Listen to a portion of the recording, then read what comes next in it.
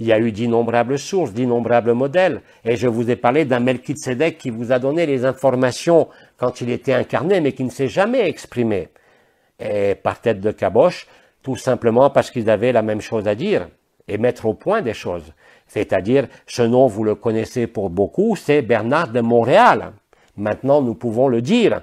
Et quand l'année dernière, j'ai dit que le Québec était le phare de l'humanité, vous allez voir ce qui va se passer durant cet été dans ce pays.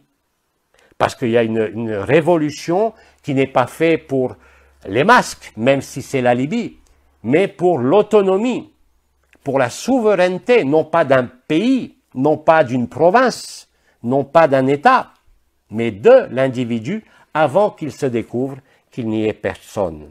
Et ça, vous le vivez en temps réel.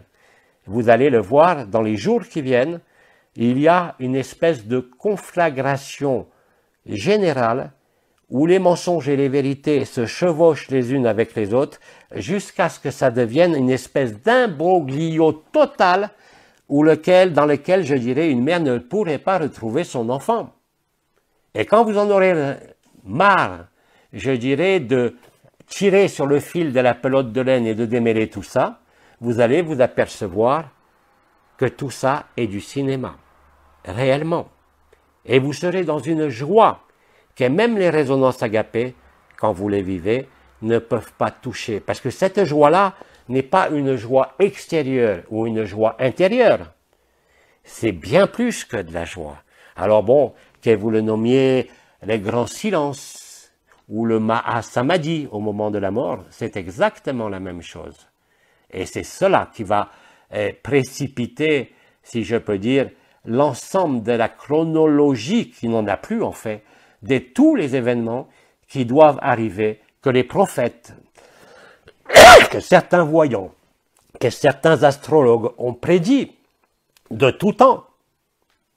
Vous êtes donc dans un moment privilégié, le plus chaotique qui soit, qui va se profiler, où vous avez trouvé non pas l'ordre de la devise des Illuminati, mais vous allez vivre et découvrir la vérité, avec facilité, sans rien demander, sans rien projeter, et surtout sans rien attendre. Tant que vous attendez l'événement, vous n'êtes pas libre. Tant que vous attendez le chaos, vous n'êtes pas libre. Le chaos, il est en cours, il est écrit. Le scénario, et je crois que Abba vous l'a démontré de toutes les façons possibles, que la moindre virgule de ce qui devait se jouer a été écrit. Vous ne pouvez rien changer à quoi que ce soit. Accepter cela, c'est déjà faire la découverte de la vacuité, de la paix et d'agapé. Et ça, vous voyez, c'est quelque chose qui est tellement simple. Et bien évidemment, les méchants garçons et les guignols savaient que pour maintenir la poursuite du rêve, il fallait que vous y adhériez. Et vous n'adhérez pas à un rêve forcément en le suivant, mais vous y adhérez encore plus facilement en vous y opposant. C'est-à-dire que plus vous allez aujourd'hui dénoncer les guignols, plus vous allez les nourrir. Vous n'allez pas seulement les éclairer.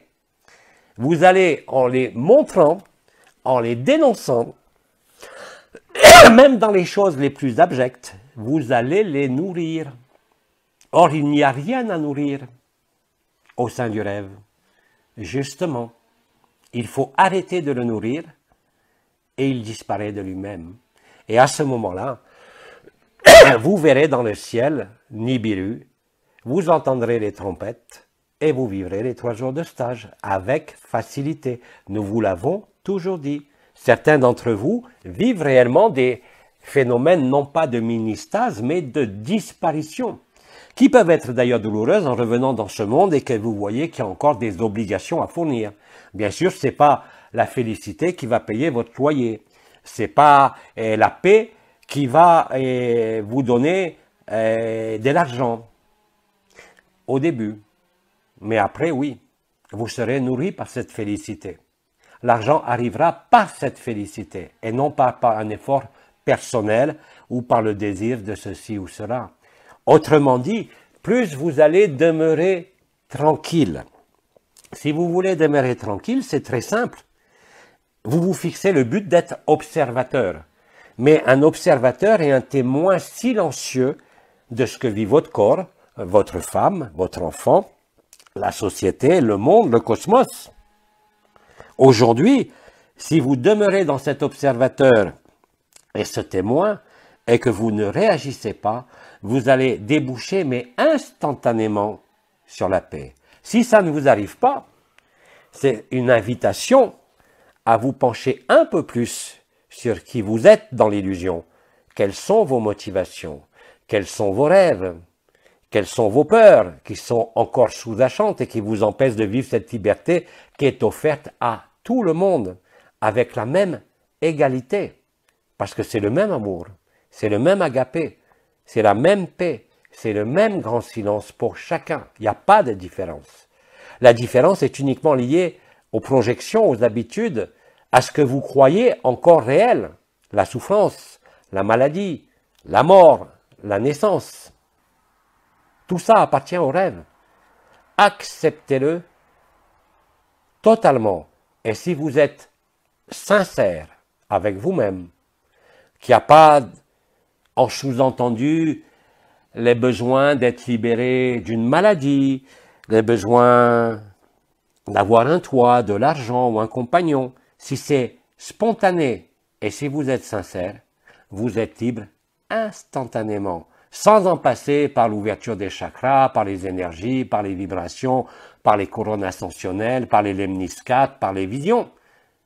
Essayez, je ne peux pas vous dire mieux, mais de toute façon, la vie, le cauchemar de ce monde, va vous percuter jusqu'à temps que vous laissiez traverser et que vous arriviez à vivre que tout ça n'existe pas, qu'il n'y a jamais eu d'évolution, qu'il n'y a jamais eu d'involution, qu'il n'y a jamais eu de souffrance, qu'il n'y a jamais eu de personnage, qu'il n'y a jamais eu de Omraam Mikhaël Ivanov, qu'il n'y a jamais eu d'Abba, qu'il n'y a jamais eu de tête de caboche et qu'il n'y a jamais eu vous. Si vous acceptez cela, vous serez en amour pour tous les autres vous que vous croiserez. Et ça s'échappera de vous sans aucun effort, sans aucun désir, sans aucun rendez-vous, d'agapé ou d'autre. C'est ce qu'on appelle l'état naturel.